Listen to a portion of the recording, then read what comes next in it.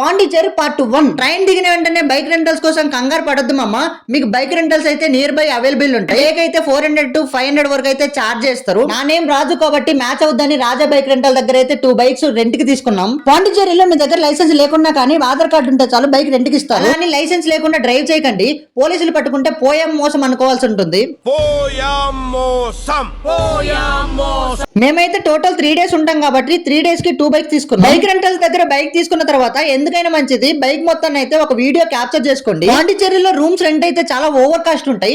మీరు ముందే ప్లానింగ్ లో ఉంటే రూమ్స్ ని ఆఫర్ లో చూసుకొని బుక్ చేసుకోండి. మేము కూడా ప్లాన్ తో వచ్చాం కాబట్టి ముందే బుక్ చేసుకున్నాం. Rock beach and white town కి నియర్ బై ఉన్న రాజ్ రెసిడెన్సీని అయితే చూసేసుకున్నాం. ఈ రూమ్ అయితే చాలా బాగుంది. 2 beds and cupboards, AC, TV, sofa, బాల్కనీతో చాలా లగ్జరీగా ఇచ్చాడు. మాకు ఈ రూమ్ 4 adults కి అరౌండ్ 3000 వరకు పడింది. పాండిచేరిలో ఈ కాస్ట్ అయితే వర్త్ అనే చెప్పుకోవచ్చు. అది రాక్ బీచ్ నియర్ బై. మామ ఛానల్ ని ఫాలో కొట్టు, పాండిచేరి వైబ్ ని నేను చూపిస్తా.